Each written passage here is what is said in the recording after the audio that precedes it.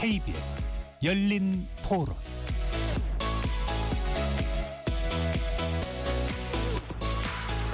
안녕하십니까. KBS 열린 토론 배종찬입니다.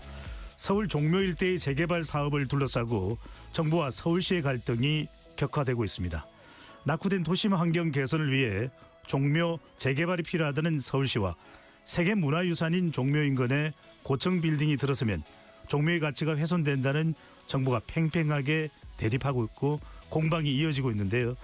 최근에는 유네스코가 자문기구의 검토가 끝날 때까지 사업 승인을 중지해달라는 요청서를 보내오면서 논란은 더욱 정폭되고 있습니다.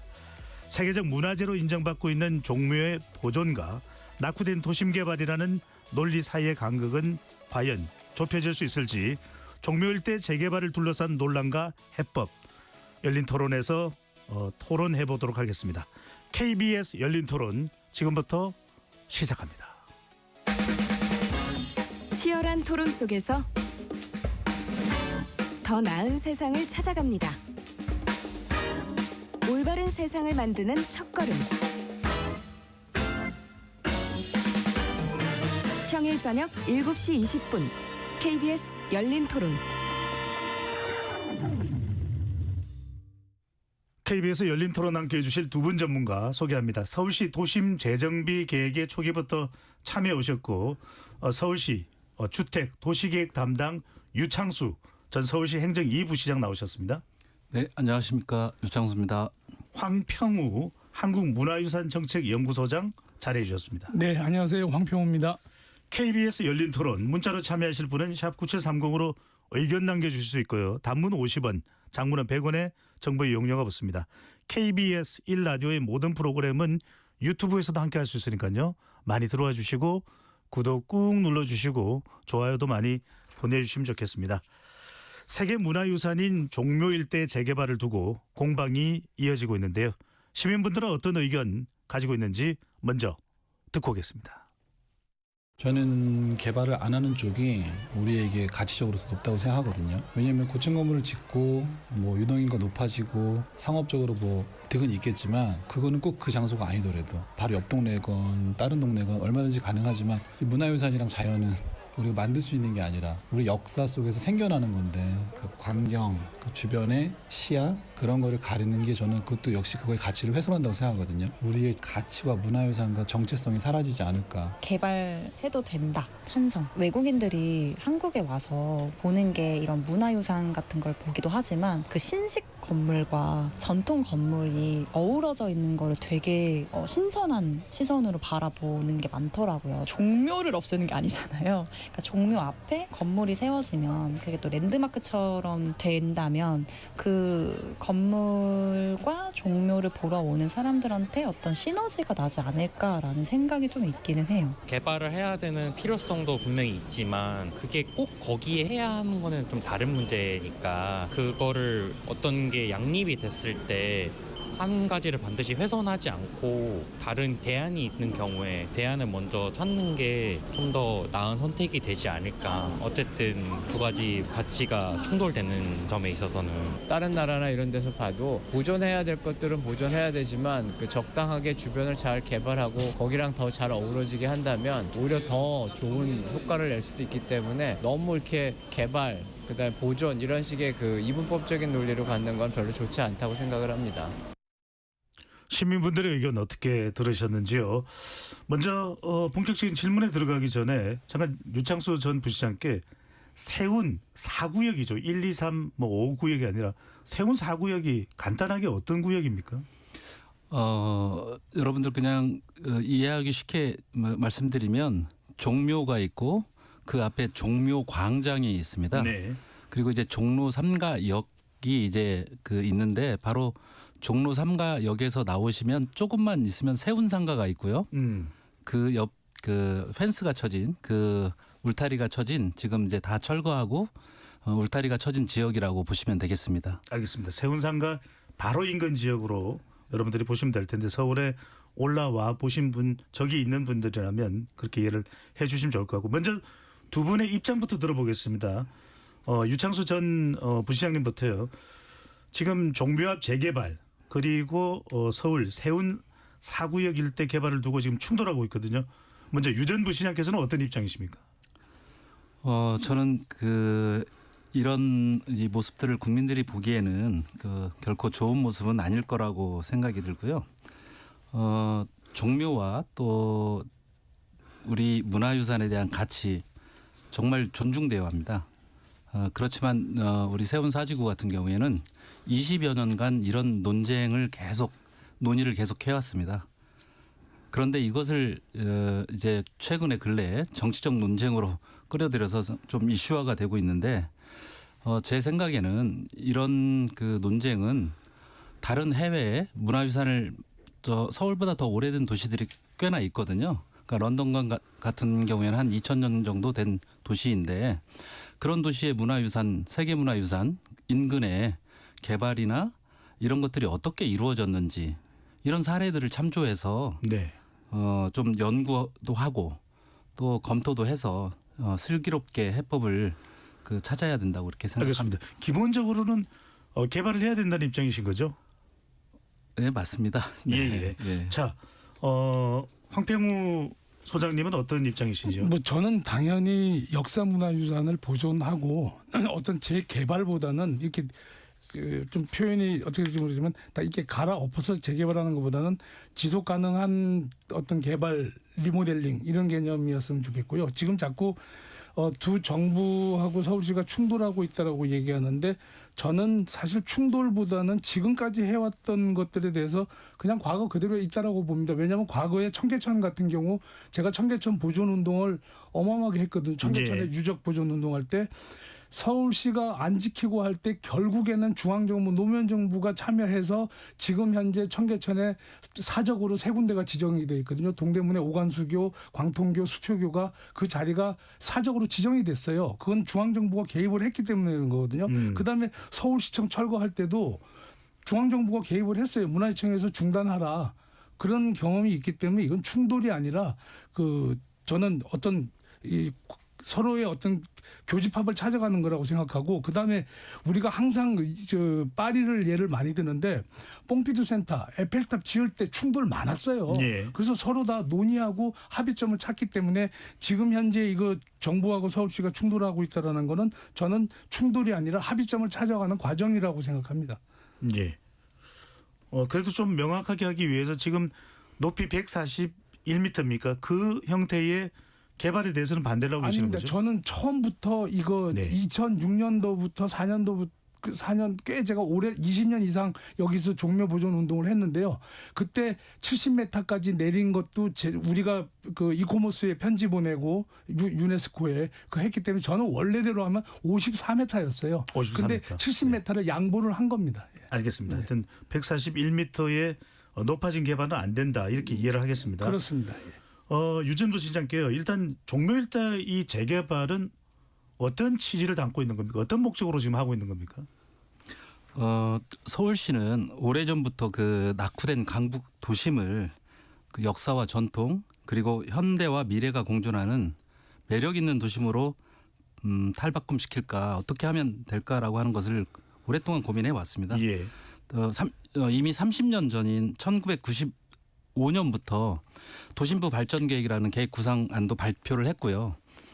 그때의 계획이 이미 세운상가를 철거하고 종묘에서 남산까지 또 용산공원을 거쳐서 현충원까지 거대한 도심 녹지축을 만들자는 계획을 구상했었습니다.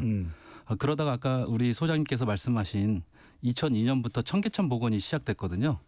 그래서 청계천 고가도를 철거하고 옛 청계천 물길을 복원하는 작업이었습니다.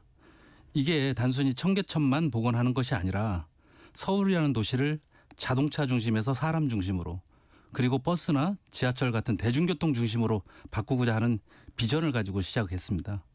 그래서 서울을 걷고 싶은 도시, 네. 걸을 수 있는 도시, 걷기 편한 도시로 만들고자 했고요. 또한 이 청계천 복원과 더불어서 이 낙후된 강북 도심을 살려서 강남과 강북의 격차를 줄이자. 그래서 강남북 균형 발전을 이루려고 하는 계획과 구상도 함께 있었습니다. 이제 그 뒤를 이어서 오세훈 시장이 당선되고 나서 네. 광화문 광장 20차선의 도로를 6차선으로 줄이고 나머지는 시민들의 휴식 공간 또 우리 역사의 최고 위인인 이순신 장군과 세종대왕 동상을 그 안에 세웠습니다. 왜냐하면 우리나라를 찾는 외국 관광객들이 우리의 어떤 역사와 문화를 체험하는 공간이 없었거든요.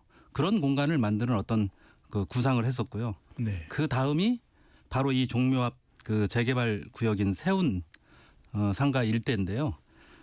저희가 그 아까 말씀드렸듯이 종묘에서부터 남산까지 세운 상가와 이 오래된 낡고 그 위험한 그런 이 건물들을 철거하고 네. 그 일대를 대규모 공원 녹지로 만들자 이런 구상을 했었던 것입니다.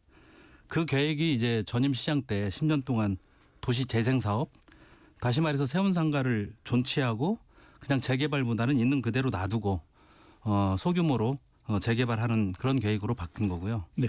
네. 부장님 죄송한데 지금 궁금한 건 이 부분일 것 같습니다. 그러니까 종묘 인근에 꽤 비교적 뭐 높은 건물 또 좀 더 높은 건물 이게 이제 들어서는 거 아니겠습니까? 그 건물들이 어떤 목적으로 지금 재개발되는 건지 그게 궁금하거든요. 뭐 일부 그 부동산 유튜버 하시는 이제 교수님께서는 뭐 50층짜리 아파트가 들어선다 이런 이제 뭐 거짓말까지도 하고 그러는데요. 네. 그런 건 아니고 업무 시설 즉 그 기업과 일자리가 있는 업무 시설을 이렇게 도입해서 강남 도심으로 갔던 기업들이나 일자리가 강북 도심으로 돌아올 수 있도록 그런 그 장치를 마련하는 겁니다. 그래서 서울에 이 낙후된 강북 도심이 살아야지 강남북의 격차가 해소되고 또 이 서울 인구 중에 절반이 480만 명이 강북에 거주하고 있거든요. 예. 그 거주 인구가 통근거리가 짧아지고 그러니까 출퇴근 시간이 짧아지고 오히려 강북 도심에 그런 오피스 빌딩이 들어서서 기업이 돌아온다고 하면 좋은 일자리가 많이 생길 거 아닙니까? 알겠습니다. 네. 일종의 도심 업무 기능을 활성화하겠다 이런 취지로 이해가 됩니다. 자, 황 소장님. 네. 일단 종묘와 연관되어 있기 때문에 종묘의 이 세계문화유산이니까 네. 문화적 역사적 가치로 봐서 지금 이게 우려하는 내용 아니겠습니까? 아니 그 전에 네. 지금 우리 유 교수님께서 말씀하신 것 중에 간단하게 몇 가지만 좀 짚고 넘어갈 부분이 있는데 지금 계속 오세훈 시장이나 서울시가 얘기하는 게 낙후된 강북이라고 얘기를 해요. 그거는 뭐냐면 기존의 과거부터 70년대부터 도시 재개발을 할 때 강남 중심으로 개발을 했어요. 그러다 보니까 강북이 낙후가 됐습니다. 그러면 강북에 대한 대안이 있었어야 되는데 오로지 이 정치를 하시는 분들이나 시장하는 분들은 갈아엎어서 개발을 해야 된다는 거예요. 전 그거보다는 강남에 개발을 했으면 거기 나오는 이익을 충분하게 강북에다가 투자를 해요. 예를 들어서 그 어떤 재개발을 하는 게 아니라 자녀 네. 학비 면제라든지 여러 가지 간접 자본으로 투자를 해줘서 강북이 살기 좋게 해줬으면 이렇게 낙후되지 않았고 그다음에 재개발보다는 리모델링하게 해서 해주면 되거든요. 그 예가 파리거든요. 파리 구도심에 우리는 구도심으로 갑니다. 그다음에 파리는 신도시를 라데팡스를 만들었어요. 그러니까 우리는 파리 구도심을 가지 라데팡스를 안 가거든요. 그러면 오히려 강남에 있는 이익으로 강북을 좀 살렸으면 이런 일이 없을 것 같고 그다음에 예. 녹지축 얘기하는데 세상에 파리 한번 개선문 중심으로 봅시다. 개선문을 해서 방형으로 축이 얼마나 많습니까? 근데 왜 굳이 남산으로만 축을 가지고 얘기합니까? 그다음에 청계천 얘기하는데 청계천을 여러 사람들한테 돌려줬다라고 얘기하는데 저는 그렇게 생각합니다. 청계천은 정원 조경 사업이었죠. 왜냐하면 조경을 하나 어항 만들어 놓고 주변에 건물들 다 지어서 건물들을 가지고 있는 사람들만 이익을 받지 많은 사람들한테 이익이 가지 않고 재개발 업자한테만 갔다라는 이익이죠. 그리고 네. 그렇게 지적을 좀 하고 싶고 그다음에 이제 또 하나 이제 종묘를 말씀드리는데 어떤 분들이 이렇게 얘기를 합니다. 종묘의 역사성을 가지고 얘기를 하자면 우리 한반도 역사에서 조선이라는 500년 그리고 조선 다음에 근대 우리 600년 그냥 역사 자체예요. 왜냐하면 근세 국가에서 그 국가의 존재의 가치가 있다라는 건 예. 조상들한테 예를 올리는 거거든요. 조상들한테 예를 올리는 공간이 있다라는 거. 예를 들어서 그리스 파르테논 신전도 조상들을 모시는 곳이거든요. 근데 조상들한테 모시는 공간이 종묘입니다. 그 종묘가 있었다는 건 역사 그 자체고 또 이제 일부에서는 이런 얘기를 합니다. 살아있는 지금까지 리빙 헤리테이지 왜 지금까지도 제사를 지내고 있는 공간은 전 세계에서 없습니다. 국가적인 제사가 있는 곳. 그다음에 뭐 어떤 분들 분들은 동양 최대의 목조 건물이라고 얘기하고 또 파르테논 신전이라고도 얘기하고 이렇게 있습니다만은 건축적으로도 보면 아주 단촐한 맛배 지붕에서 단청도 화려하지 않게 하고 이런 엄숙미가 있는 아마 지상 최대의 건물로 저는 생각합니다. 알겠습니다. 오늘 뭐 하시고 싶은 말씀 많으실 텐데 저희가 제한된 시간이 있어서 조금 종묘 이야기로 좀 제안을 해서 좀 집중적으로 이야기를 하겠습니다. 황 소장님께 이어서 여쭤보면 네. 아까 이제 한 50m 정도로 처음에 구상된 것에 대해서는 어느 정도 인정을 했는데 네. 개발을 안 할 수는 없으니까 네. 이게 이제 141, 142m 높아지는 이것에 대해서 반대하시는 가장 큰 이유는 뭘까요? 예를 들어서요. 이제 얘기했는데 종묘에서 건물을 지으면 140m를 지어도 문제가 없다라고 얘기하는데 다시 말씀드리겠지만 종묘가 1999년 95년도에 우리나라의 제1호 세계유산에 등재가 될 경우에 예. 그 완충지대 말고 그 역사적으로 보존해야 될 지역을 100m 정도로 산정을 했어요. 근데 일반적으로 세계유산에 보면은 역사지구로 유네스코에서 권고하는 거는 500m입니다. 근데 한국은 100m를 해줬어요. 500m의 버퍼존 완충지대를 500m 더 줘서 1km 정도가 유네스코에서 권장하는 네. 지정구역 그다음에 완충지대거든요. 근데 한국은 종묘는 왜 100m 해줬냐? 기존의 종묘가 있는 데서 신도시가 개발이 됐기 때문에 사람들이 사는 공간이 됐기 때문에 유네스코에서 100배 1000배 양보를 한 거예요. 선정릉도 그래서 양보를 해준 거고 세계문화유산 등재할 때도. 그래서 종묘가 더 이상의 가치 고층 건물이나 개발로 인해서 훼손되지 않도록 해라. 그래서 종묘에서 바라보면 등지고 왼쪽에 보면 모 특정 제약회사의 건물이 있습니다. 그 보령제약입니다. 큰 건물이 있는데 그 건물에 대해서도 처음에 유네스코에서 등재되기 전에 지었기 때문에 많은 부분들이 안타까워했어요. 저 네. 건물만 없었으면 좋았었는데. 그런데 지금 유네스코에서 원래 등재 당시의 조건을 다 거부하는 거고 특히 유네스코를 떠나서 저는 컬처럴 랜드스케이프가 굉장히 중요합니다. 역사 문화적인 경관. 이 경관을 종묘의 가치를 지키기 위해서는 현대적인 건물보다는 지금 하늘을 보고 또 그 속에서 예를 올리는 경험한 공간, 엄숙한 공간 이것들을 우리가 유지하는 알겠습니다. 게 필요하겠죠. 네. 높아져서 경관 가치상 종묘에 훼손되기 때문에 이건 곤란하다. 자, 이 부분을 여쭤봐야 될 것 같습니다. 유전부 시장께요. 제일 처음에는 한 50여 미터, 그 다음에 좀 바뀌어서 72m 규정인데 지금 141, 142로 용적률이 높아진 이유는 뭡니까? 뭔가 공간을 더 넓혀서 더 업무 공간으로 수익률을 높이기 위한 겁니까? 어떤 이유입니까? 이게 참 얘기하자면 상당히 긴데 아까 예, 조금 짧게 줄여서 말씀을 해주신다면요. 네, 우리 황 소장님께서 길게 얘기를 하시길래 네. 저도 좀 길게 얘기를 하고 싶은 게 있습니다. 첫 번째는 청계천 복원 사업을 조경 사업이라고 말씀하시는 것은 정말 그 도시의 철학이나 비전. 그러니까 아까 제가 말씀드렸듯이 이 청계 고가라든가 저희가 고가도로를 거의 서울에 대부분 많이 철거를 했거든요. 그 이유는 아까 주변 환경, 아까 지금 말씀하시는 경관 이런 것들을 다 고려해서 시민들의 편익. 그러니까 자동차가 좋은 도시냐, 사람이 좋은 도시냐, 사람이 걷기 편한 도시냐. 예. 이것을 생각하고서 청계천 복원, 광화문 광장 조성 사업, 세운 녹지축 이런 것들을 만든 겁니다. 그러니까 지금 이 보는 시각이 도시의 비전과 철학이 전혀 다르다는 그런 생각을 하고 있고요. 그러면 청계 고가를 그대로 놔두자는 그 말씀처럼 들리거든요. 지금 황 소장님 그 말씀은 저는 전혀 동의할 수 없습니다. 광화문 광장에 그 20차로의 차선을 그대로 놔두고 그냥 차가 편리한 도시를 만들자 이런 얘기로 들릴 수밖에 자, 없습니다. 두 분께 말씀드립니다. 조금 죄송스러운 말씀인데 오늘 제한된 시간 내에 저희들이 종묘 이야기를 해야 돼서 종묘가 높아지게 된 어떤 특정한 이유라든지 배경이 있을까요? 제가 아까 말씀드렸듯이 앞 건물이요? 네. 사람들이 걷기 편하고 지상 1층 부분이 가장 이 도시에서는 중요한 공간입니다. 왜냐하면 건물 안으로 들어가게 되면 더 이상 이 건물의 그 사유화된 건물이 되는 거거든요. 이 말씀하셨다시피. 근데 지상 1층에 5개 공간, 오픈 스페이스 이런 공간들이 도시의 어떤 매력과 활력을 더 주는 공간입니다. 서울시는 이 도심에 이 대형 오피스 빌딩이 지상이 주차장으로 점령돼 있고 사람들이 쉴 만한 공간, 편의시설이 없는 공간이 되거든요. 근데 아까 70m 정도로 만약에 세운상가에 건물을 짓게 되면 지상 1층이 다 거의 건물로 점유하게 됩니다. 그러면 오픈 스페이스, 즉 도심에 녹지공원이나 이런 것들을 만들 수가 없거든요. 그래서 오세훈 시장이 다시 들어와서 도심에 생태 녹지를 많이 만들자.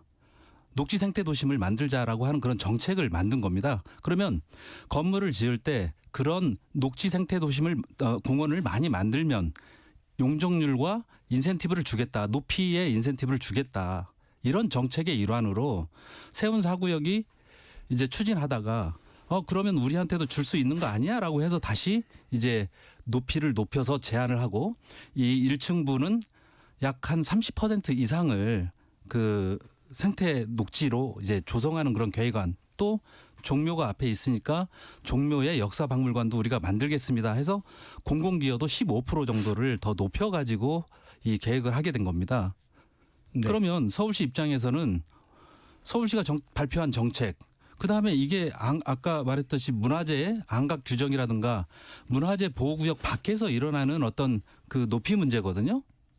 그러면은 서울시 입장에서 법률상 하자도 없고 또 도시계획위원들의 어떤 전문가들의 의견도 다 수렴했고 그래서 높이를 140m로 이제 발표를 하게 된 겁니다. 자, 문화재 이 보호 조례, 서울시 조례 안에 있던 것이 삭제가 된 것인데 문화재 보호 조례 이게 세운상가 4구역 개발되는 쪽에서 적극적으로 요구를 해왔던 부분입니까? 그렇지 않고요. 서울시가 그동안 이런 이제 종묘 문제뿐만 아니라 서울에는 엄청난 우리나라에서도 아마 강북 도심이 가장 많은 문화재를 갖고 있는 그런 지역이라고 좀 생각이 드는데 5대 궁궐을 포함해서 남대문, 동대문, 종묘 이런 이제 문화재를 많이 가지고 있습니다. 그런데 그동안 이제 문화재 규제가 꾸준히 있어 왔거든요. 네. 이제 예를 들면은 남대문 근처에 가보시면 남대문 시장이 있지 않습니까?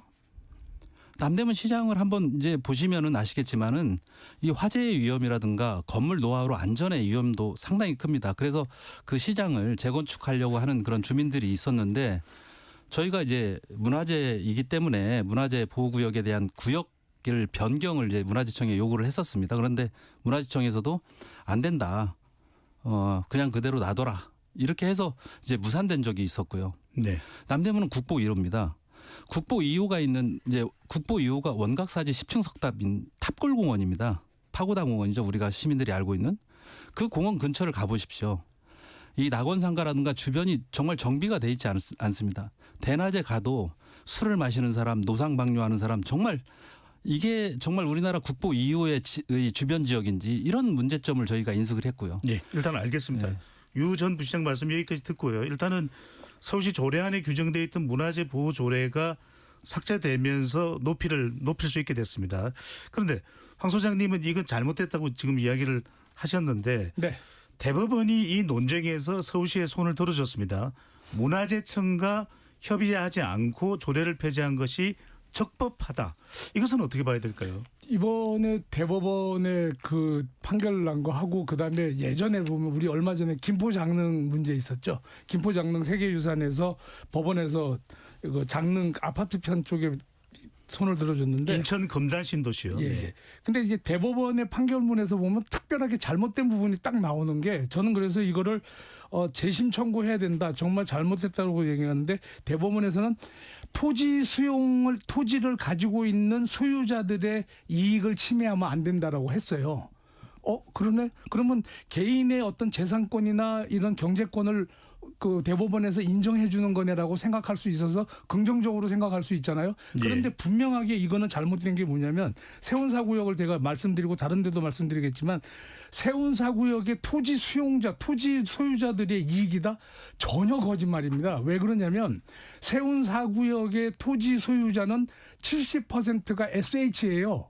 강제로 토지 수용을 다 수용을 했어요. 이미. 그럼 토지 소유자가 누굽니까? 서울시 아닙니까? 그다음에 20%가 지금 영세 토지 주인들이 한 필지 10평 정도의 토지 주인들이 3명, 4명 있는 분이 한 20명 남아 있다고 해요. 그다음에 나머지 10%가 누구냐? 투기 자본이 들어가 있는 D블럭이라는 회사에 그 전에 한호 개발이라는 데인데 이거가 들어가서 이제 뭐 재건축하고 재건축을 조합하는 그런 곳입니다. 그러면 이거 판단해서 보면은 토지 소유자의 개발 이익을 그러니까 서울시 SH공사의 개발 이익을 위해서 대법원은 조례 개정에 대해서 찬성해 줬다. 저는 이 자료를 확인하지 못한 대법원이나 이 자료를 제출하지 않은 문화재청 서울시가 책임이 있다고 생각해서 재심 청구를 해야 되고 이 부분은 시민단체에서 다시 소송을 하든지 할 준비를 하고 있고요. 그리고 그다음에 이게 있습니다. 조례가 서울시 조례인데 하위법이죠. 서울시는 중앙법이 있죠. 중앙에. 그럼 모법이 우선이에요. 이건 기본이에요. 근데 조례를 아무리 개정한다 해도 중앙정부에서 이 법을 인정 안 해줄 중앙조례심의위원회가 있습니다. 이거 안 된다고 할 경우는 안 되는 거거든요. 근데 서울시가 무리하게 나가는 거는 저는 그 개발 토지 소유자 서울시의 이익을 위해서 저는 눈 가리고 아웅을 했다. 그 결국에 서울의 재건축이나 이런 재개발은 어떤 특정한 이익 세력들이 다 이익을 보고 있다. 전 그렇게 생각하고 아까 청계천 아니라고 얘기했는데 당시에 이명박 시장 부시장이 이거 해서 구속된 거 아시죠? 그때 당시 부시장일 때 부시장이 저기 투기해가지고 됐잖아요. 양모 부시장이요. 그러니까 알겠습니다. 자, 청계천 이야기는 이 정도 하시고요. 자, 근데 유전 부시장께요. 방금 전에 이제 황 소장님께서는 몇 가지 이제 법적 차원하고 그 다음에 이익의 어떤 이 주 대상 차원을 이야기를 하셨어요. 주로 이제 이익을 지금 주장하고 있는 것, 재개발이 늦어질수록 재산상 피해가 커지고 있다는 것이 일부 투자 또는 투기 세력 아니냐. 그 다음에 이 서울시의 조례이기 때문에 중앙정부의 상위법 차원에서 이거 아니다라고 하면 아니게 되는 거 아니냐 이런 말씀 주셨는데 어떻게 보시는지요?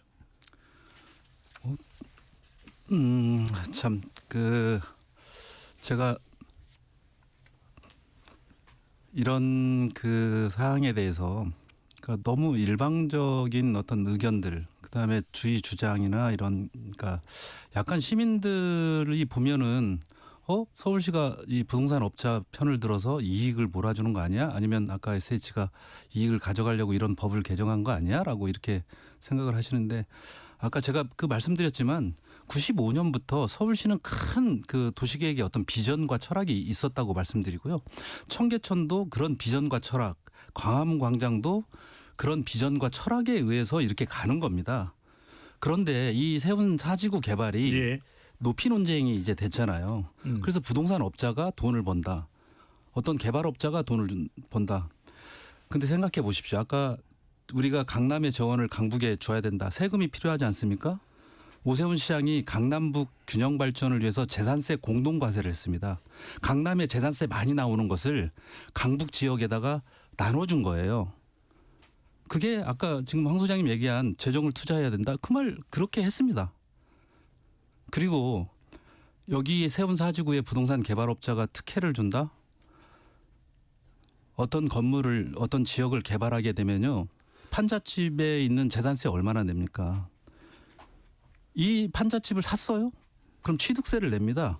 4%. 그다음에 판 사람은 양도세를 내요. 네. 자, 이 부동산 개발로 해서 100억을 벌었다고 합시다. 100억을 벌면 법인세 얼마 나가요? 19% 나갑니다. 그럼 19억이 나가겠죠?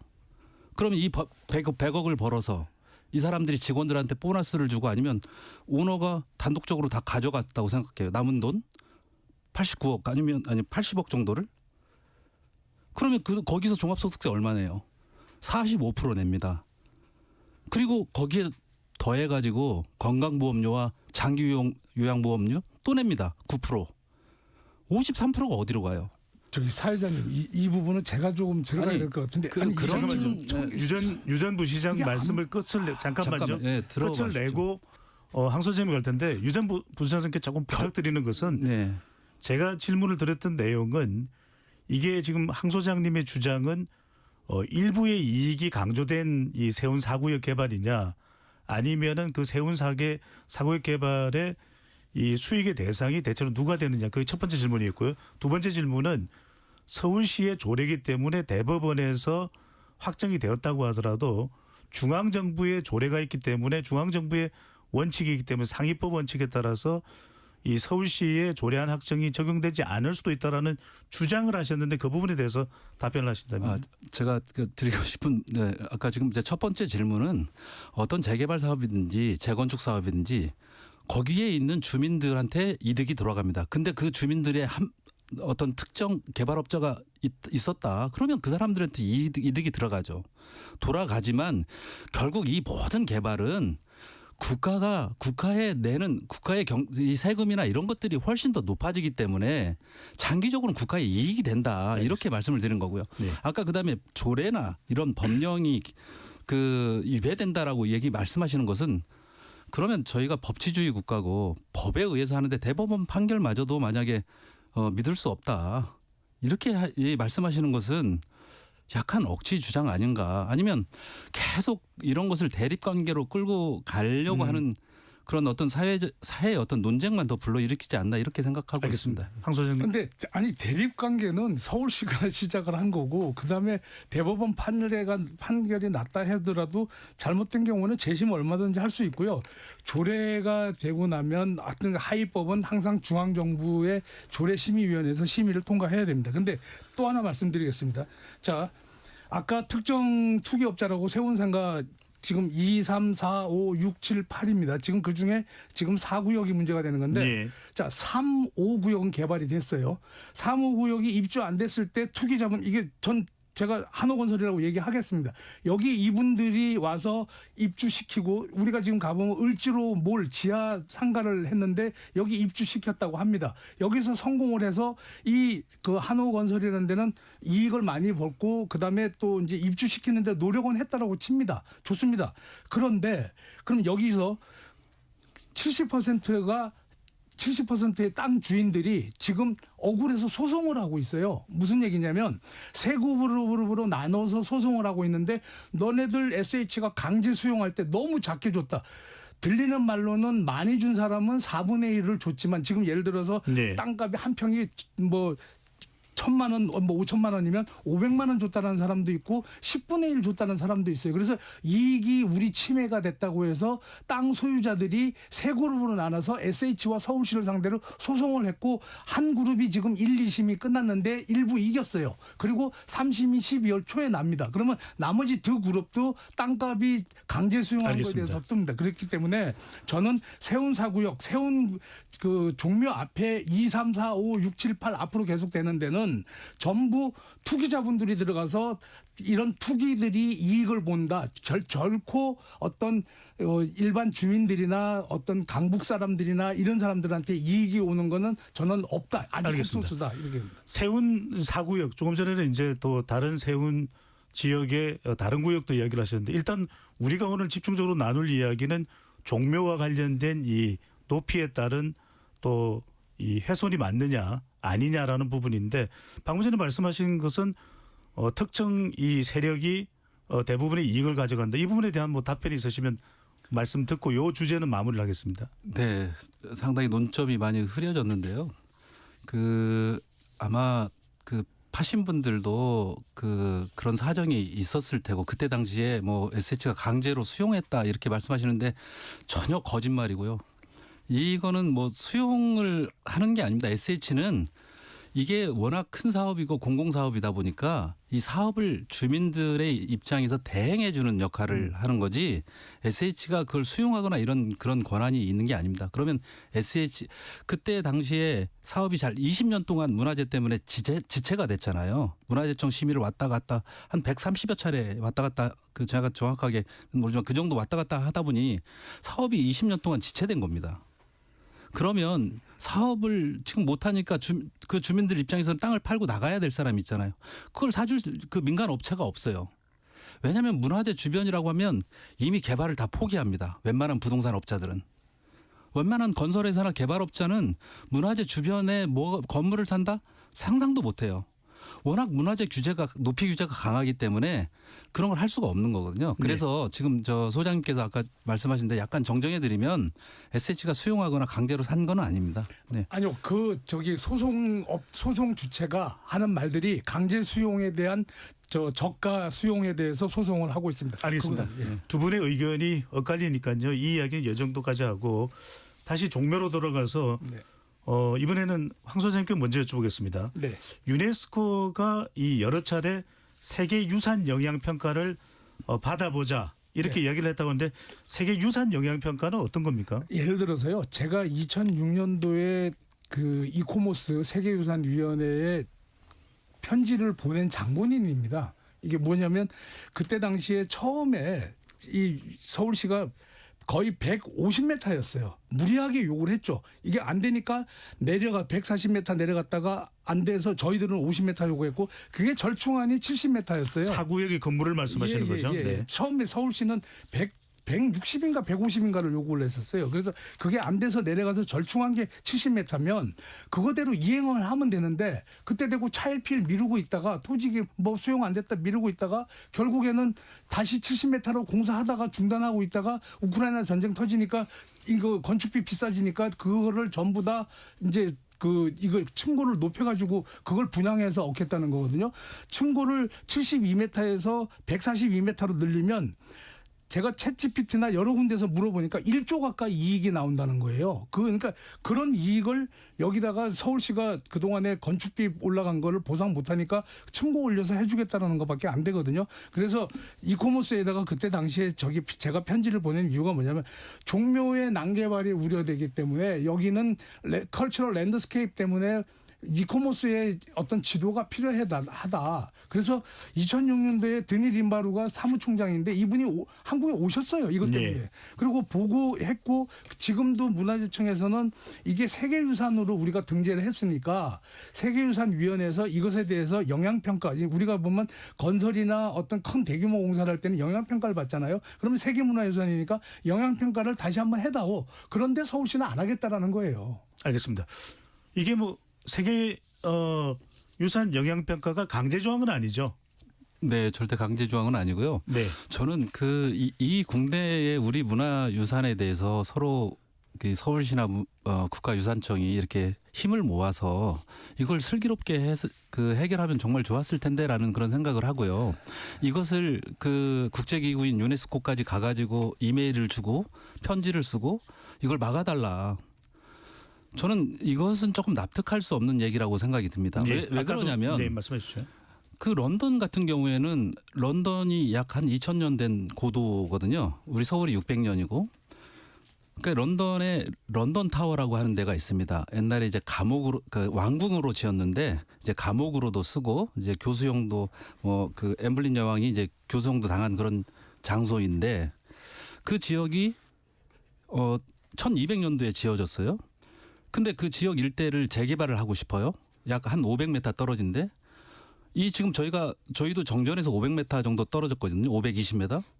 근데 저희는 141m 그런 것을 다 고려해서 141m로 건축물이 계획됐는데 그 런던 타워 옆에는 200m까지 올라갑니다. 205m.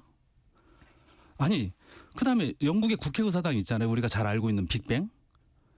국회의사당 웨스트민스터 사원이 있습니다. 네. 유서 깊은 곳이죠. 건너편 370m에 런던 아이라고 하는 대관람차가 있습니다. 오피스 빌딩도 아니고 대관람차가 있는 겁니다. 네. 자, 그런 상태에서 우리가 황 소장님께서 직접 이코모스에다가 이메일을 보냈다고 하는데 저희가 훨씬 더 낮게 더 안각 기준도 더 스스로 적용해서 정말 이 종묘 앞을 더 낙후된 종묘 앞을 더 깨끗하고 매력 있는 곳으로 만들어서 종묘를 더 돋보이게 하려고 하는 거거든요. 예, 유전부 선생님 저기 말씀도 중에 죄송한데 네. 아까도 이미 하셨던 말씀이라 제가 궁금한 건 아까도 그 말씀을 질문을 드렸는데 그래서 제가 여쭤보는 게 서울시 조례안에 규정되어 있던 문화재 보호 조례가 삭제된 이유가 이게 개발이 늦어지면서 용적률을 더 높여서 건물의 높이를 높여야 수익률이 확보되기 때문인 겁니까? 그렇지 않습니다. 다른 이유가 있는 겁니까? 네. 네. 저희는 아까도 말씀드렸지만 남대문이나 아까 탑골공원 원각사지 10층 석탑 있는 그 문화재 의 주변 지역 또 동대문 우리나라 보물 1호입니다. 그런 지역들을 보면 문화재로 인해서 규제가 너무 심한 겁니다. 그러면 우리가 문화재 보호구역이라고 해서 그 담장이나 이런 문화재에서 100m 지역은 저희가 안각 규정을 이게 서울시가 스스로 만든 안각 규정을 적용받아서 높이를 제어하고 있습니다. 그런데 그 100m 바깥쪽, 그러니까 대부분 이제 100m 바깥쪽이라면 아까 500m까지 아까 저기 우리 황 소장님께서 말씀하셨는데 그렇게 되면 서울 거의 강북 도심이 문화재청과 협의를 해야지 어떤 개발이나 이런 걸 할 수밖에 그래서 없는 거거든요. 100m를 해준 거예요. 그렇기 때문에 말씀 마무리하고 네. 기회 드리겠습니다. 네, 저희가 박소장님께. 이제 그 100m 외 지역은 이제 지자체의 재량권, 서울시의 재량으로 이 개발 사업을 인허가를 해주겠다. 이래서 상위법에도 없기 때문에 우리가 조례를 개정한 겁니다. 예, 알겠습니다. 이것을 대법원이 서울시가 맞다 이렇게 얘기를 해준 겁니다. 예, 유전 부시장께 이거 여쭤보고 바로 황 소장님께로 가겠습니다. 근데 유네스코에서 이제 근거문을 보내왔네요. 세계 유산인 종묘가 훼손될 것이 우려된다면서 이게 직접 유네스코에서 현장을 확인하고 그리고 그 확인한 내용에 따라서 근거문을 보내온 겁니까? 그거는 아직 뭐 현장을 확인했는지는 저도 확인된 바는 예, 없습니다. 여하튼 근거문을 보내왔다고 돼 있는데 서울시가 그래도 이게 유네스코에서 보내온 근거문이기 때문에 어떤 입장입니까? 좀 의식을 해야 된다는 판단이 있을 수도 있을 것 같은데요. 당연히 뭐 유네스코의 의견이나 이런 것들 받아들여야 되죠. 그런 것들에 대한 검토도 충분히 이루어질 거라고 좀 앞으로 생각을 하고 있고요. 아마 서울시 우리 오세훈 시장께서도 그 문화재청하고 또 문화재청장님, 그러니까 국가유산청장님과 또 중앙정부 이렇게 주민들과 협의체를 구성해서 논의해 나갈 거라고 저는 생각하고 있습니다. 네, 알겠습니다. 황 소장님. 제가 몇 가지 좀 이거는 좀 짚고 넘어가야 되는데 뭐 왜 유네스코에다가 편지를 보내고 뭐 이렇게 열었는데 그럼 서울시는 한양도성 등재할 때 유네스코에다가 왜 신청했습니까? 유네스코 세계유산은 유네스코가 등재하기 때문에 우리가 거기서 한 거예요. 그걸 뭐 잘못했다고 그러니까 오세훈 시장은 뭐 툭 하면 다른 곳에 가서 부탁하고 하더만요. 그러니까 그거를 예를 들면 안 되고 그다음에 세 번째 우리가 런던 아이나 런던 타워에서 뭐 300 몇십 미터 런던 아이가 세계유산에 됐는데 제가 다시 한번 분명히 말씀드릴게요. 런던 아이는 공간이 안에서 비어 있어요. 그래서 그 특수성을 인정해서 런던 아이를 인정해 준 거예요. 그러니까 런던 아이가 만들어지면서 안에 비어 있기 때문에 공간을 막는 게 없기 때문에 인정을 해 준 거고 그다음에 런던 타워에서의 200 몇십 미터의 건물은 뾰족하게 올라갑니다. 그래서 경관을 해치지가 않아요. 그걸 멀리서 보면. 그러면 세운상가 앞에 건물 뾰족하게 해서 경관 해치지 않게 지으시면 되는 거예요. 그러니까 절대로 그건 호도하지 마. 앞으로 런던을 예를 들 때 그거 왜 유네스코에서 그냥 넘어가는 거에 대해서는 분명하게 정확하게 남겨야 되고요. 그다음에 유네스코에서 공고가 왔는데 뭐라고 하냐면 한겨레 보도에 따르면 네. 서울시가 문화재청에 답변을 뭐라고 하냐면 영어로 쓰였기 때문에 우리는 모르겠다라고 답변을 했어요. 그 한겨레 보도에 나왔어요. 서울시에서 영어로 쓰였기 때문에 모르겠다는 거예요. 자, 이건 한겨레 보도가 나온 겁니다. 자, 그다음에 잠깐만 좀 말씀하시고 기회 드리겠습니다. 그다음에 또 하나 문제는 아까 그 얘기하는데 지자체는요. 자체에서 사무가 있고 위임의 사무가 있어요. 이게 무슨냐면 국가에서 행하는 그 어떤 법은 위임의 사무입니다. 그러니까 문화재 같은 경우는 지방자치단체에 위임을 해줍니다. 국가가 다 일일이 다 못하니까. 그러면 그 위임의 사무에 대해서는 철저하게 지켜줘야 돼요.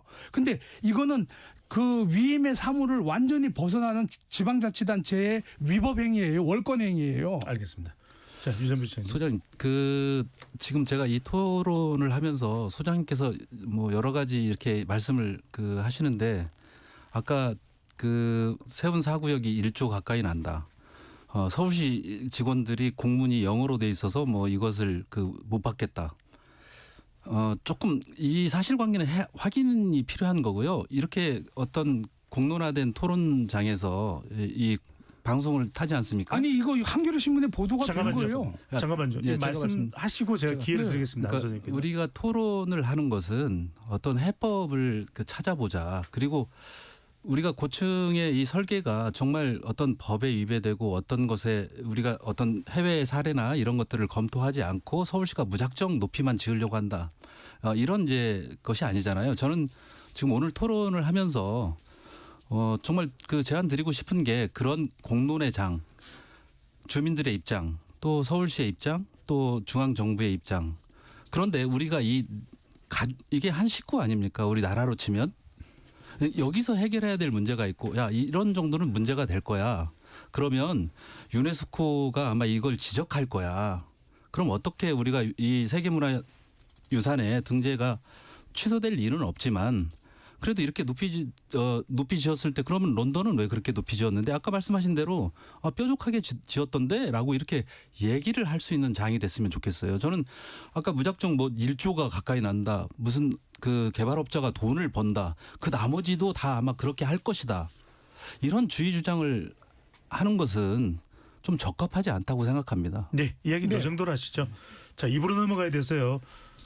이 공문과 관련해서는 서울시에서 관계된 설명이 또 나왔는데 자의적으로 해석해서 판단할 만한 내용이 아니었다. 문화재는 전문 분야니 국가유산청에 정확한 해석을 요청한 것이라고 이렇게 해명 발표가 나왔습니다. 자, 더 자세한 이야기는 입으로 옮겨서 진행을 하겠습니다. 잠시 참여 안내 로고 듣고 입으로 돌아오겠습니다.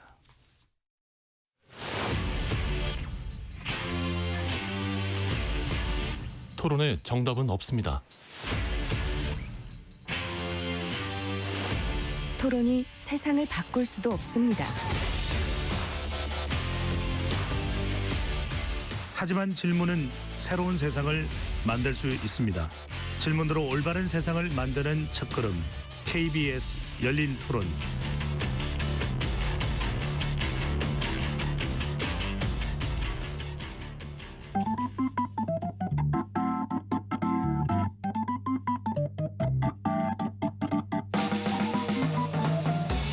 세상을 바꾸는 질문, 열린 토론이 시작합니다. KBS 열린 토론은 언제나 열려 있습니다. 단문 50원, 장문 100원의 유료 문자 샵 9730 그리고 KBS 어플리케이션 콩으로 여러분의 의견을 남겨주세요. KBS 열린 토론 2부 이어가겠습니다. 종묘 일대 재개발을 둘러싼 논란에 대해서 토론하고 있는데요. 스튜디오에 황평우 한국문화유산정책연구소장, 유창수 전 서울시 행정 2부 시장과 함께하고 있습니다. 자, 사진 이야기 좀 해보겠습니다. 최근에 이 사진이죠. 종묘 재개발 관련해서 서울시에서 시뮬레이션된 사진을 공개했습니다. 그래서 종묘에서 바라보는 그런 경관인데 별다른 문제가 없다 이렇게 해서 이제 서울시에서는 일단 설명을 했습니다. 먼저 황 소장님께서는 그 사진 설명 어떻게 보시는지요? 근데 저는 사진을 딱 보고 있는데 사진을 들고 있는 사람 얼굴을 보고 그 가슴이 턱 막히더라고요. 숨이 막히더라고요. 종묘를 위해서 가슴이 막힌 게 아니라 사진을 들고 있는 사람 때문에 숨이 막혔어요. 조금 종묘 이야기에 집중을 네. 해주시죠. 아니 네. 종묘니까요. 근데 예. 이제 그 시뮬레이션 각을 보면 카메라의 광각이거든요.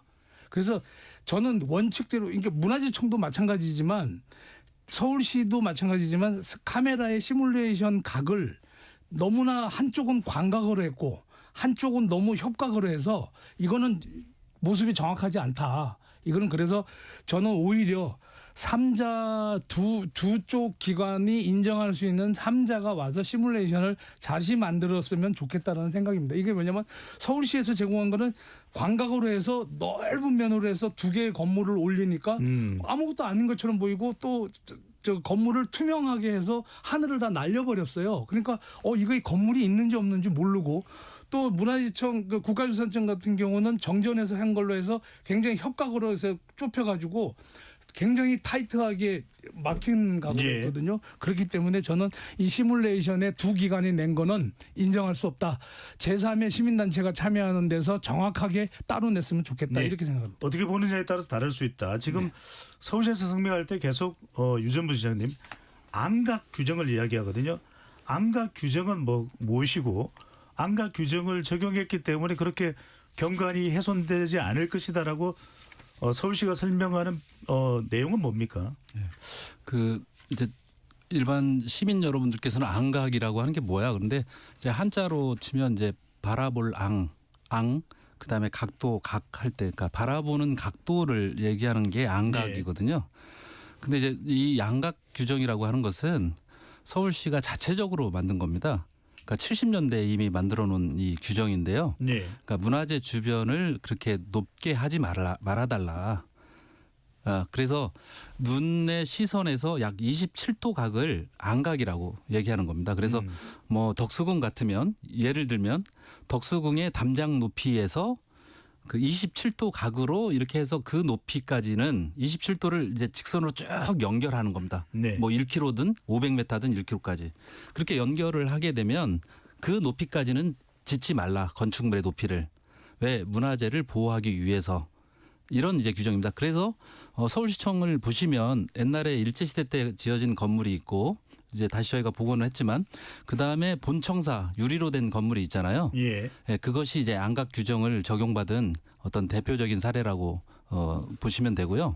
저희가 이 종묘에서도 그 서울시가 만든 그 안각 규정을 그러니까 문화재에 영향이 없는 그 안각 규정을 적용해서 이렇게 사선으로 이렇게 올렸더니 한 150m까지 나오는데 저희가 142m를 이제 기준으로 삼아서 이제 계획을 한 겁니다. 저 주민들한테 그 정도까지만 허용을 해준 겁니다. 네, 쉽게 설명하면 27도 각도로 앞면을 하늘을 바라봤을 때 종로변은 100m보다 더 높지 않으면 건물이 네. 가능한 것이고 청계천변은 150m보다 더 높지 않으면 네. 그 높이까지 건물은 지을 수 있기 때문에 네, 서울시 세운 초래. 4구역의 경우에는 청계천변 쪽이기 때문에 141.9m까지는 적용을 했다 이 말씀이죠. 네, 자, 맞습니다. 이 설명에 대해서 어떻게 보시는지요? 자, 안각 규정은 사람이 서서 약 몇 도 정도 위로 이렇게 하늘을 볼 때 가장 편안한 각이라고 생각하시면 되는데 네. 문제는 좋습니다. 안각 규정을 잘 뭐 우리 세계도 없는 규정을 잘 만들었는데 문제는 안각 지점을 어디서 재느냐의 문제의 규정이 하나도 없는 거예요. 문제는 서울시는 정전, 그러니까 뭘 가능하면 건물 안에서 이게 월대라고 합니다. 종묘에 보면은 밑에 축대가 있고 위에 축대가 있잖아요. 이거를 축대를 월대라고 하거든요. 예. 그러면 상월대 위에 월대에서 남산을 바라본 기준으로 하면 더 멀리 높이 건물 올라가겠죠. 근데 문화재청은 그게 아니거든요. 왜 어떻게 사람이 상월대에 일반인들 올라갈 수가 없다. 제사 지낼 때만 한다. 그러면 종묘 우리가 박석 바닥에 내려와서 봤을 때 안각 기준이면 더 멀리 간다. 그러니까 안각을 선정하는데 기준점이 서울시와 국가유산청이 달라요. 그러면 이거에 대한 통일도 없이 서로 안각 주장을 하고 있는 건데 문제는 여기서 더 문제가 되는 게 뭐냐면 말씀 끝내고요. 네. 안각을 위해서 갈 때 그 종묘 담벼락에 밤에 보면 수목들이 있죠. 네. 수목은 겨울 되면 가지가 다 나뭇잎이 다 떨어져요. 그럼 다 보이잖아요. 그러니까 수목 위를 또 경계로 하자. 그러니까 그러면 사람의 눈높이에 수목 위로 하면은 건물 200m 올려도 상관이 알겠습니다. 없는 그러니까 거죠. 기준점이 다르다 이 말씀이신 그래서 거죠? 저는 이게 네. 아무 의미가 없다고 봅니다. 예. 네. 그러니까 이래서 아마 토론이 필요한 것 같은데요. 그러니까 지금 이제 황 소장님이 말씀하신 것처럼 좀 잘못된 정보를 시민들한테 주게 되면 정말 혼란이 옵니다. 지금 저희가 안각 규정을 적용한 것은 그 상월대가 아닙니다. 외대문이라고 돼 있네요. 그렇죠. 외대문에서 한 겁니다. 그래서 담장 밖에서 안각 규정을 적용한 겁니다.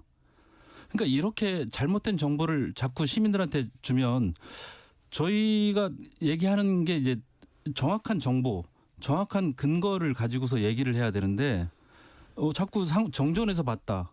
아니면 문화재 보호구역 경계에서 봤다. 이런 게 이제 혼란이 되잖아요. 저희가 안각 규정을 적용한 것은 문화재 보호구역 밖에 있는 그 외대문 그 밖에서 본 지점으로 높이를 산정한 겁니다. 그래서 저희 이 서울시가 그러니까 만약에 뭐 제가 서울시에서 그런 것을 가지고 이 높이를 뭐 획기적으로 높이려고 했던 것은 절대 아닙니다. 이 문화재를 보호하기 위한 노력도 충분히 있었다라는 점 좀 다시 말씀드리고 싶습니다. 아니 제 말은 틀린 게 아니라 네. 외대문이면 담장 그러니까 종묘 담장의 중간에 보면 바깥에 있는 대문을 외대문을 아니 그러면 제가 말씀드렸잖아요. 외대문에서 수목을 가지고 외대문을 본 게 아니라 그 위에 심겨 있는 나무의 높이 가지고 안각을 적용한 거예요. 그러면 200m, 300m 줘도 상관이 없다라는 거예요. 그래서 제 말은 뭐냐면 서울시나 문화재청이나 그 안각의 기준점을 서로 자기네들 입장 유리하게만 적용하는 거예요. 예. 이거를 제대로 정하자. 그렇게 알겠습니다. 해서 결정하자 그 얘기예요. 네. 기준점을 좀 명확히 할 필요 있다 이런 말씀 주셨는데 유전부 시장께 좀 여쭤보고 싶은 것이 이 종묘 관련해서 지금 핵심은 경관입니다. 그래서 지금 국가유산청장 또 국립중앙박물관장 또 문화체육관광부 장관까지 다 나서는 상황인데 관련해서 혹시 뭐 서울시에서 서울 시민들이나 또는 전국을 대상으로 여론조사를 했습니까? 그런 제가 뭐 아직 지금 서울시에 있지 않기 때문에 그런 예. 여론조사를 했다는 오늘 적인 패널로 나오셔서 여쭤봤는데 네. 근데 이게 이제 일각에서 이런 이야기가 나옵니다. 이른바 이제 종묘부라 뷰라고 해서 이렇게 옆에 이제 한 141.9m의 건물이 들어서면 그 건물에 있는 사람들이 내려다 볼 때는 굉장히 종묘뷰 마치 한강뷰처럼 좋을 수가 있다. 그러면은 이게 일부 시민들이 이런 일부 이제 그 건물에 이제 입주자들이 경관을 좀 또 독점하는 거 아니냐 이런 지적이 나오는 부분은 어떻게 판단하시는지요? 사회자님께서도 뭐 그냥 상식적으로 아실 텐데요. 이미 뭐 종묘 뷰가 아니라 우리는 뭐 덕수궁이나 경북궁 인근에 다 그 빌딩들이 있거든요. 그래서 그런 뷰를 가지고 있는 빌딩들이 상당히 많이 있습니다. 도심 내에서도 이제 그런 그 상황인데 뭐 종묘가 개발된다고 해서 정말 특정한 그런 그 뷰가 형성돼서 그 사람들한테 사유화된다? 그러면 지금 있는 현실들을 어떻게 그러면 해석해야 될까 이런 문제도 나오거든요. 그렇지 않습니까? 예, 그래서 이게 어떤 특정 경관이 사유화된다라기보다는 그 종묘 일대에 낙후된 어떤 도심을 재개발해서 더 좋은 녹지 공간으로 만들어주고 종묘를 찾는 시민들이나 외국 관광객들이 종묘를 더 많이 찾을 수 있는 그런 공간으로 가면 훨씬 더 좋은 거잖아요. 우리의 역사 문화가 닫혀 있을 필요는 없습니다. 그런 점도 생각해 주시고 또 이 강북 지역에서 이 강북 도심이 이 개발이 돼서 오피스 빌딩이 들어서고 좋은 기업들이 들어선다면 강북 주민들 뭐 동대문에서 청량리에서 이 종로 3가까지 10분이면 옵니다. 알겠습니다. 예. 그 얘기를 이미 하셨던 부분이니까요. 네, 그 부분 그 여론조사 말씀인데 지난 월요일 뭐 리얼미터나 이쪽에서 조사 그 몇 가지 그 여론조사 지금 제가 했는데 정치적인 부분 말고요. 예. 이 경관과 관련돼서 좀 사전 이 여론조사를 한 게 있는가 이 말씀이에요. 있었습니다. 그 네. 월요일 날 발표를 제가 들었는데 60% 이상이 다 보존해야 된다. 종묘의 경관 지켜야 된다라고 저는 그걸 들었어요. 그래서 네. 이거는 얼마든지 제가 뭐 추가로 자료 제출할 수 있으니까 그 저는 다 지키는 게 맞았고 아까 그 조금 전에 뷰 말씀을 하셨는데 예.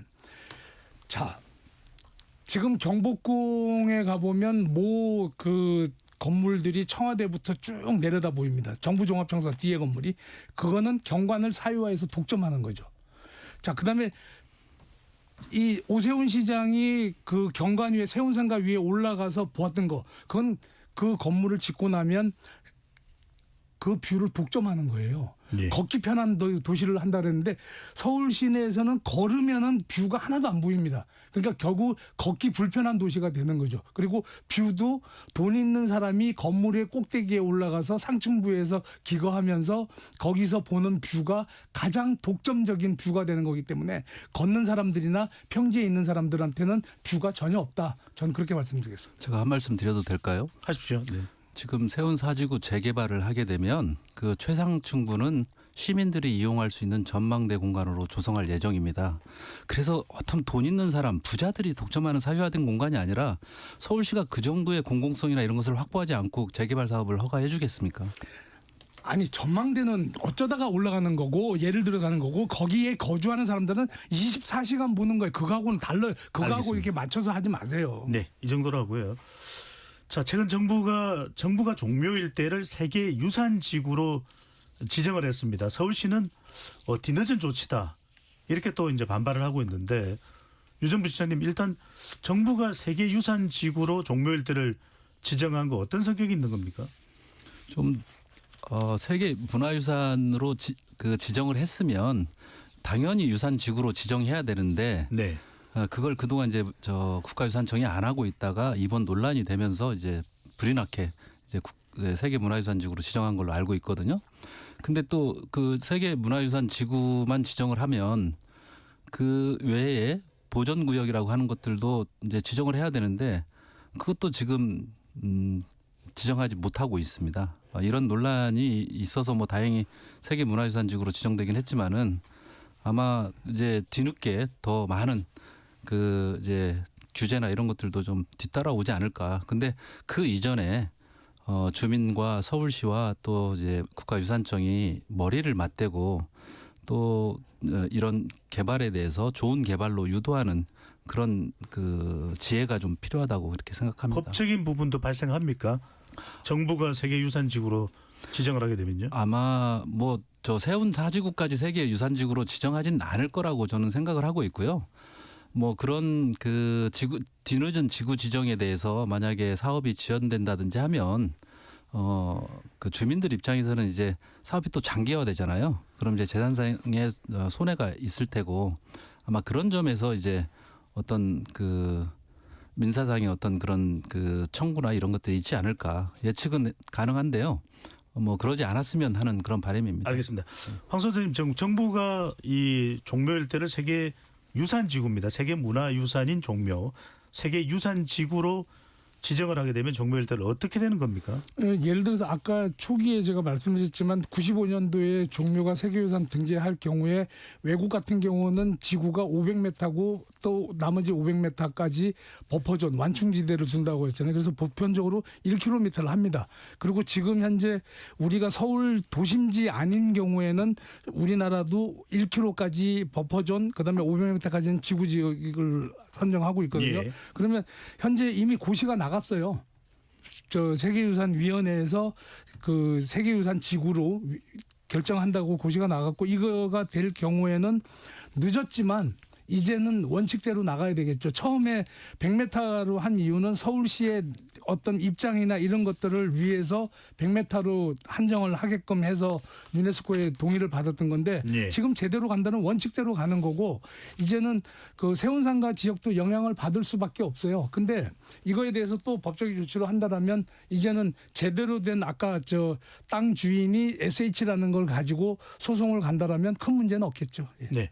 자, 지금 이제 중요한 것은 우리 이 방송을 들으시는 토론을 들으시는 청취자분들도 또 서울 시민분들도 국민분들도 이렇게까지 어느 한쪽에 손을 들어야만 되는 사안인지 아니면 절충돼서 더 효율적으로 또 원만하게 뭐 협의를 내서 더 생산적인 결과를 이끌어낼 수 있는 방법은 없을 건지 남은 시간 충분히 시간을 드리겠습니다. 일단 이렇게 되면 이제 싸움밖에 벌어지지 않을 것 같으니까 유전 부시장님 보시기에는 어떤 식으로 조율되는 것이 가장 효과적인 이 종묘 그리고 주변 지역의 개발을 보시는지요?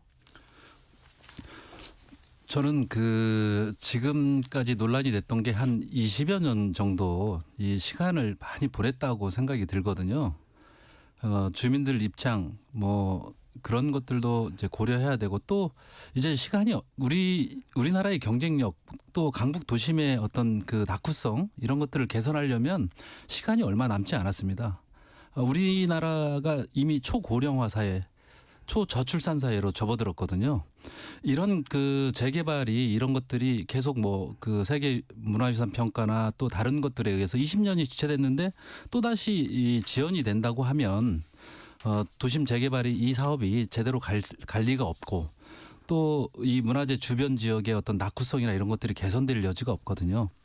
늦은 감이 있지만 중앙정부나 서울시나 주민 이렇게 모여서 한번 해외 사례도 아까 런던의 사례 이런 것들도 참고해서 또 일본 도쿄의 황거 사례도 있습니다.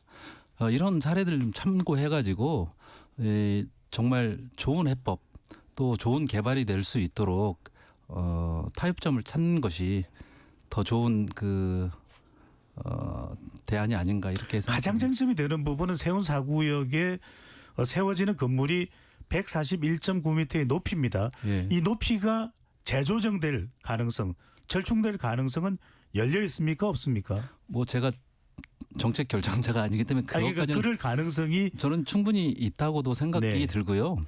그런 데서 서로 타협점을 찾는 것이 우리 사회, 우리 또 국민들이 바라봤을 때 좋은 방향이 아닌가 이렇게 생각이 듭니다. 네.